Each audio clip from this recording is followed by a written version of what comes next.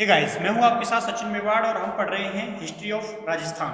तो चलिए lecture start करते हैं और हिस्ट्री ऑफ राजस्थान के बारे में समझते हैं। तो हिस्ट्री ऑफ राजस्थान में देखिए लेक्चर स्टार्ट कर रहे हैं हम। तो इसमें हमने अब तक जो पढ़ा था वो पढ़ा था राणा सांगा, और राणा सांगा के बाद के शासकों के बारे में आज हम चर्चा करेंगे।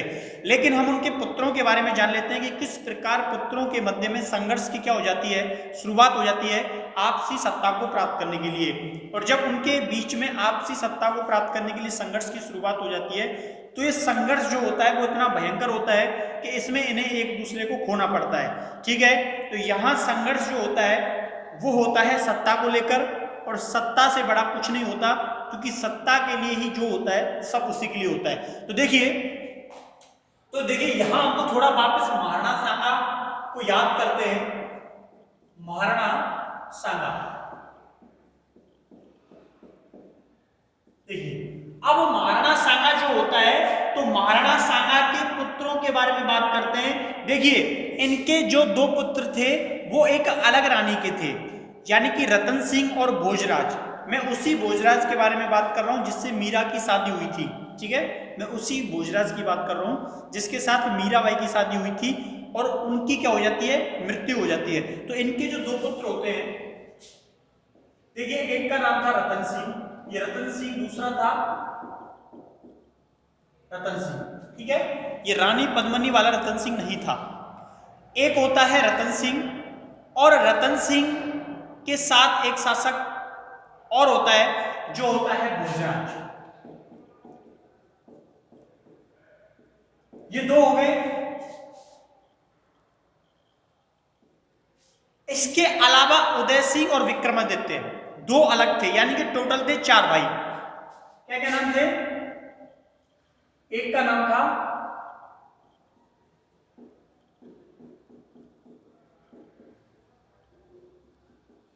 विक्रमादित्य और एक का नाम था उदय सिंह।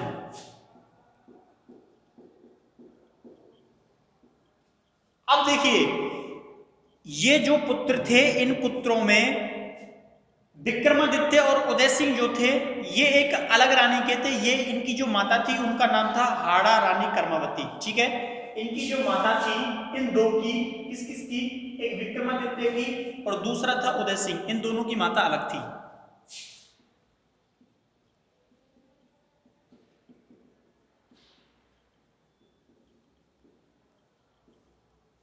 हाड़ी रानी कर्मावती जो है वो इनकी माता का नाम था।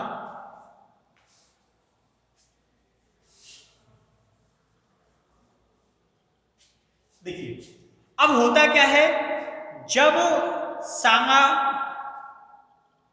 घायल होकर युद्ध से लौटा था तो उस समय हाड़ी रानी कर्मावती थी, इसने उससे जब ये युद्ध मैदान से लौटकर आया था, खानवा से लौटकर जब ये आया था तो उस दौरान ये घायल अवस्था में था, और हाड़ी रानी कर्मावती जो होती है इससे झगड़ा करती है कि तुम्हारे कुछ हो जाता तो हम कहाँ रहते, हमें तो इस महल से भी निकाल दिया जाता, हमारे पास कुछ नहीं है, आपकी मृत्यु के बाद यहाँ के जो ताकतवर लोग हैं हमें निकाल देंगे, हमारे पास कुछ नहीं है, हमारे पास कोई दुर्ग नहीं है रहने के लिए, हमारे पास कोई महल नहीं है।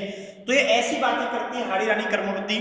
और इस समय जो सांगा था उसका दिमाग आवेश में था, वो युद्ध हार के आया हुआ था, तो बोलता है कि ठीक है तुम ऐसा करो, ये रणथंबोर का जो दुर्ग है, कौन सा दुर्ग, रणथंबोर का दुर्ग है, वो तुम ले लो। ठीक है, पर इस समय झिक झिक टिक टिक मेरे सामने मत करो, और इसको आदेश निकाल देता है, अपने सरदार को बोलता है कि रणथंबोर का जो दुर्ग है वो इसको दे दो। ठीक है, तो यहां पर जो हाड़ी रानी कर्मावती है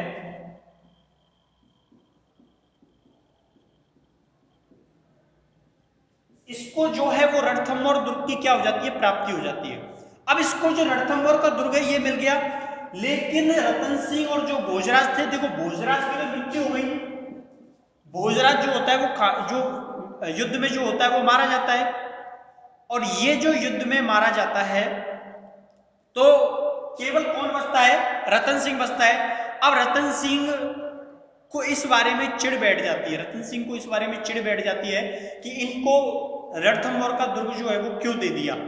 अब उसके बाद जब उसकी मृत्यु हो गई, सांगा की मृत्यु हो जाती है, तो जो शासक बनता है वो कौन बनता है, शासक बनता है रतन सिंह। ठीक है, यहां तक आपको समझ में आ गया होगा। ये इनके पुत्रों की थोड़ी सी कहानी थी जो मैंने आपको बता दी। अब यहां जो शासक बनता है वो कौन बनता है, तो शासक बनता है रतन सिंह। देखिए अब यहां पर जो शासक बन जाता है वो बन जाता है कौन, रतन सिंह। तो डालिए रतन सिंह। अब रतन सिंह क्या बन गया, शासक बन गया। अब रतन सिंह के शासक बनते ही जो स्थितियां हैं वो बड़ी तेजी से क्या होती है, बदलने लगती है। 1528 में इसको शासक बनाया गया था। 1528 से लेकर 1531 तक ये क्या रहता है, शासक रहता है। लेकिन कुछ लोग नहीं चाहते थे कि रतन सिंह क्या रहे, शासक रहे।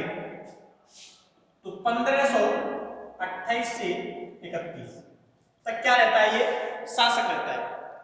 अब जब ये शासक बना तो इसके शासक को ना तो हाड़ी रानी कर्मावती चाहती थी कि ये शासक बने और ना कोई दूसरा आदमी चाहता था। तो बोलते हैं, ऐसा बताते हैं कि जो हाड़ी रानी कर्मावती है, यानी कि हाड़ी रानी कर्मावती है, ये हाड़ा सुरजन सिंह जो हाड़ा है वो इसके साथ एक बार जंगल में शिकार खेलने गया था। और बताते हैं कि जंगल में ही रतन सिंह की क्या कर दी जाती है, हत्या कर दी जाती है। और इसकी हत्या करने के बाद इनकी रतन सिंह तो सुरजन सिंह हाड़ा, इसके द्वारा सुरजन सिंह जो हाड़ा होता है इसके द्वारा क्या कर दी जाती है, हत्या कर दी जाती है। तो सुरजन सिंह हाड़ा के द्वारा हत्या कर दी गई। अब ये भी खत्म हो गया, ठीक है। रतन सिंह जो होता है इसकी भी मृत्यु हो गई। अब यहां पर दो लोग बचे, एक विक्रमादित्य और एक उदय सिंह। अब दोनों के दोनों छोटे थे। तो अगला शासक जो बनाया गया तो फटाक से ये खबर किसके पास पहुंची, कर्मावती को लगा कि चलो बीच का रास्ता खत्म हो गया। तो उसने क्या किया, जो विक्रमादित्य है, ये भी एक पुत्र मोह था, ये भी क्या था, एक पुत्र मोह था। पुत्र मोह में विक्रमादित्य को क्या बनवा दिया जाता है, शासक बना दिए थे। बल्कि ये अल्पायु में था, ना समझ था। तो शासक जो बना दिया गया वो किसको बना दिया जाता है, शासक बना दिया जाता है विक्रमादित्य को। विक्रमादित्य को शासक बना दिया गया। लेकिन विक्रमादित्य जो होता है वो भी लंबे समय तक शासन नहीं कर पाता। और ये 1531 में इसकी हत्या की गई थी। तो 1531 में इसकी हत्या की गई, तो 1531 में ये क्या बन जाता है, शासक बन जाता है। जो कब तक रहता है, 1536 तक गद्दी पर बैठता है। 1531 में शासक बनता है और 1531 से 1536 तक क्या बनता है, शासक बनता है, ठीक है। अब ये क्या था, ये अल्पायु में था, छोटा था काफी। और ये जब काफी छोटा था तो इसकी जो संरक्षिका की जो जिम्मेदारी दी जाती है, वो संरक्षिका की जिम्मेदारी इसकी माता जो होती है, कि हाड़ी रानी कर्मावती होती है, वो राजपाट को अपने हाथ में ले लेती है, ठीक है। जो राजपाट था उसको अपने हाथ में ले लेती है और खुद जो होती है वो शासन चलाने लगती है। अब जो संरक्षिका बनी,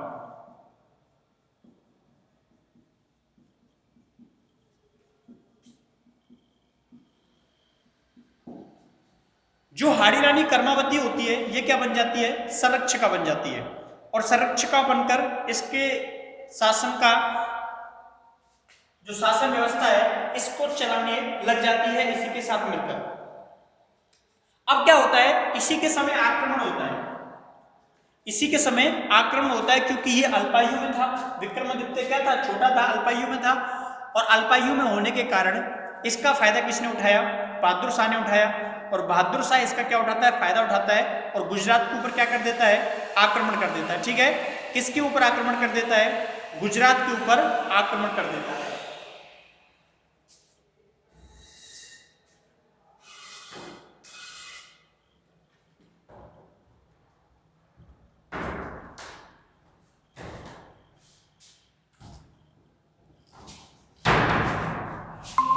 देखिए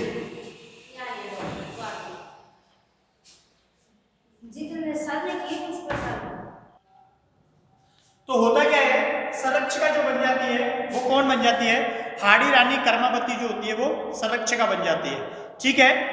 अब इसके बाद जब हाड़ी रानी संरक्षिका बन जाती है तो इसी समय गुजरात का शासक होता है, कौन होता है, बहादुर शाह।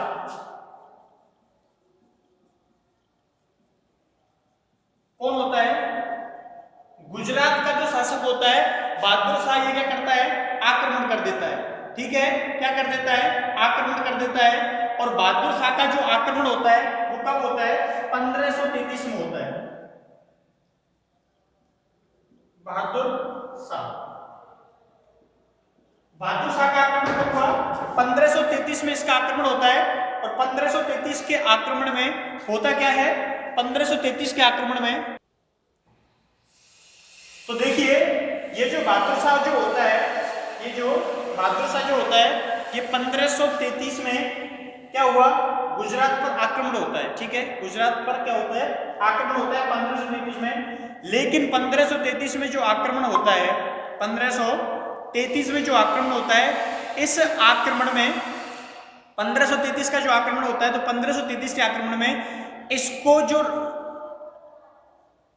कौन, बाज बहादुर जो होता है, ठीक है, कौन होता है, बाज बहादुर जो होता है, इसको प्रलोभन देकर, इसको प्रलोभन देकर, यानी कि रणथंभौर का जो दुर्ग होता है, रणथंभौर का दुर्ग सौंपकर, किसका दुर्ग सौंपकर, रणथंभौर का दुर्ग सौंपकर शासन व्यवस्था जो होता है, यानी कि इसको वापस लौटा दिया जाता है।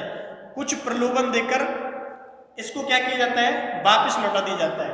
ठीक है, इसको सौंपकर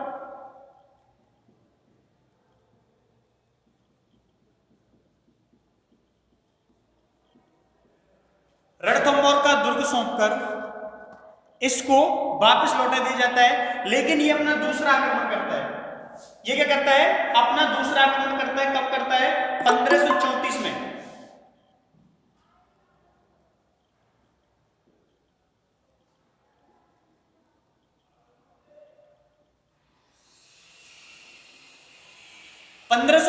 में क्या होता है, दूसरा आक्रमण होता है। और 1534 के इस दूसरे आक्रमण में इस बार हाड़ा रानी जो कर्मावती होती है, हाड़ा रानी कर्मावती ये कहती है कि इस बार हम कोई समझौता नहीं करेंगे, और क्या होगा, जो मेवाड़ के पहले शासक करते थे, यानी कि अब युद्ध होगा। ठीक है, क्या होगा, मेवाड़ के जो पहले शासक करते थे, युद्ध होगा, और इस युद्ध में जो निर्णय होगा वही होगा।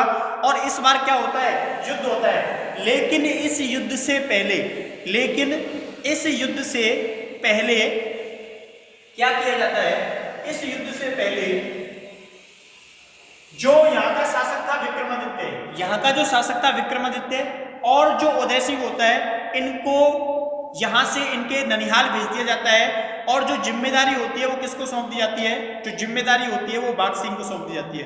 ठीक है, जिम्मेदारी जो होती है वो किसको सौंप दी जाती है, बाघ सिंह को सौंप दी जाती है। और बाघ सिंह के नेतृत्व में, किसके नेतृत्व में, बाघ सिंह के नेतृत्व में क्या होता है, केसरिया होता है। ठीक है, बाघ सिंह के नेतृत्व में क्या होता है, केसरिया होता है। बाघ सिंह के नेतृत्व में केसरिया होता है, और केसरिया बाघ सिंह के नेतृत्व में होता है। और जो क्या कहते हैं, जौहर किया था, जौहर किया था वो हाड़ा रानी के नेतृत्व में हुआ। इसके नेतृत्व में होता है हाड़ा रानी कर्मावती।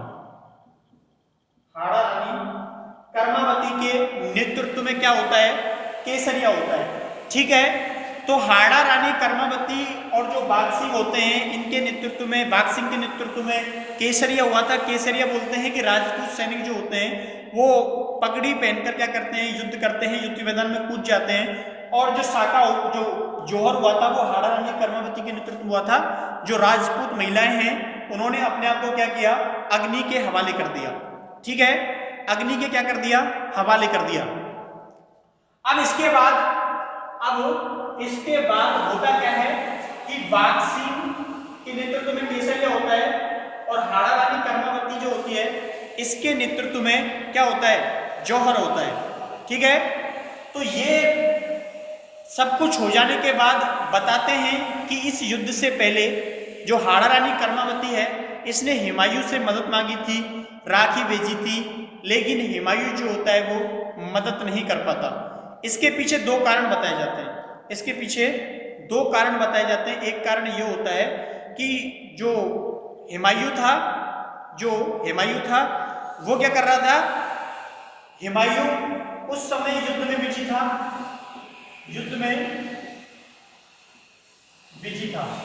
ठीक है, क्या था, युद्ध में बिजी था।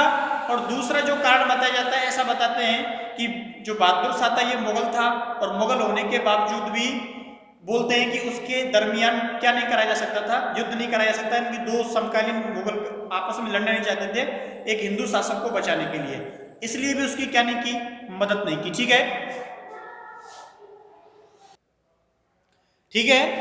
तो होता क्या है कि गुजरात का जो शासक होता है बहादुर शाह, यह क्या कर देता है, आक्रमण कर देता है। और इस आक्रमण के बाद 1533 में, इस आक्रमण के बाद 1533 में आक्रमण के समय पर प्रथम जो पहला जो आक्रमण हुआ 1533 में, इसमें रणथंभौर को लौटा दिया गया था। दूसरे आक्रमण में हुमायूं से मदद मांगी थी और हुमायूं ने मदद नहीं की थी। दो कारण बताए जाते हैं। पहला कारण यह बताया जाता है कि इस आक्रमण में जो हुमायूं है, इस आक्रमण में जो हुमायूं है वो किसी अन्य युद्ध में क्या था, बिजी था। और समर्क जो दूसरा कारण ये बताते हैं कि इसके जो सरदार थे उन्होंने ये कहा था कि वो हमारा हम भाई है और किसी मुसलमान को किसी हिंदू शासक की सहायता नहीं करनी चाहिए किसी मुगल शासक के विरुद्ध में, यानी कि मुस्लिम शासक के विरुद्ध में। इसलिए भी उसकी मदद ना करने के पीछे एक लॉजिक बताया जाता है, एक कारण बताया जाता है।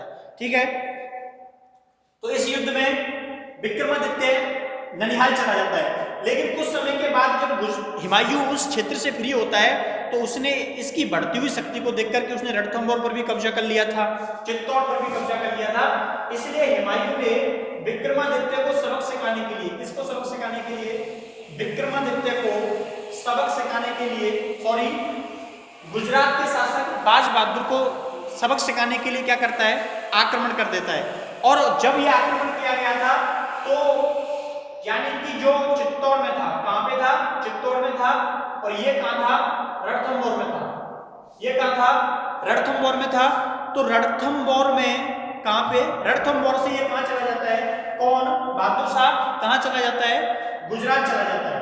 और जैसे ही ये चित्तौड़ को छोड़कर चला गया तो जो सरदार थे, मेवाड़ के जो सरदार थे, इन्होंने वापस अधिकार कर लिया, किस पर, चित्तौड़ पर अधिकार कर लिया। ठीक है, वापस किस पर अधिकार कर लिया, चित्तौड़ पर अधिकार कर लिया। और जब चित्तौड़ पर अधिकार कर लिया जाता है तो इसके बाद हुमायूं का गुजरात पर आक्रमण हो जाता है और ये अपनी सेना से वापस गुजरात को बचाने भाग जाता है और पीछे अधिकार हो गया चित्तौड़ पर वापस से जो सरदार थे उनका। और जैसे ही इस पर अधिकार होता है विक्रमादित्य अपने ननिहाल से लौट आता है वापस। तो उस समय जो बनवीर होता है, उस समय जो बनवीर होता है इसका विरोध करता है और ये कहता है कि भाई जब आक्रमण हुआ, जब तो तुम भाग गए, और जब इसको वापस हमने कब्जा लिया तो वापस तुम यहाँ शासन करने आ गए। ठीक है, क्या आ गए, शासन करने आ गए। तो शासन करने आ गए, ऐसा नहीं चलेगा, ऐसा नहीं चलेगा कि मुसीबत आई तब भाग गए और वापस आ गए। इसीलिए बताते हैं कि दोनों के बीच विवाद हो गया और बनवीर ने क्या कर दी, विक्रमादित्य की हत्या कर दी, विक्रमादित्य की हत्या कर दी। बनवीर जो था वो उदय सिंह की भी हत्या करना चाहता था, लेकिन इसको बोलते हैं कि जो पन्ना दाय होती है वो बचाकर ले जाती है और वो इसको कहाँ ले जाती है, कुंभलगढ़ ले जाती है। ठीक है, और कुंभलगढ़ में जाकर इसका क्या कर दिया जाता है, राज्याभिषेक कर दिया जाता है। और वापस 1 वर्ष के बाद जो सरदार थे उन्होंने मिलकर वापस चित्तौड़ पर आक्रमण कर दिया और बनवीर की क्या कर दी, हत्या कर दी। इस प्रकार जो अगला शासक बनता है वो कौन बनता है, उदय सिंह बनता है। तो उदय सिंह के बारे में हम नेक्स्ट लेक्चर में पढ़ेंगे। ठीक है, तब तक के लिए थैंक यू, धन्यवाद, बाय बाय।